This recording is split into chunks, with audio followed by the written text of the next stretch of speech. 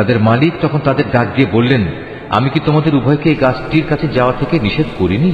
এবং আমি কি তোমাদের একথা বলে দেইনি যে শয়তান হচ্ছে তোমাদের উভয়ের প্রকাশ্য দুশমন? নিজেদের ভুল বুঝতে পেরে তারা দুজনেই বলে উঠল, হে আমাদের মালিক, আমরা আমাদের নিজেদের উপর জুলুম করেছি। তুমি যদি আমাদের মাফ না করো তাহলে অবশ্যই আমরা চরম ক্ষতিগ্রস্তদের দলে সামিল হয়ে যাব। আল্লাহ তাআলা বললেন, এবার তোমরা সবাই এখান থেকে নেমে যাও। আজ থেকে তোমরা ও শয়তান চিরদিনের জন্য একে অপরের দুশমন। আমাদের এই সহজ সরল বাংলা অনুবাদ কোরআন মজিদটি সংগ্রহ করতে শরীফুল আর্ট অফ নেচার পেজে মেসেজ করুন অথবা স্ক্রিনে দেওয়া নম্বরে হোয়াটসঅ্যাপে যোগাযোগ করুন।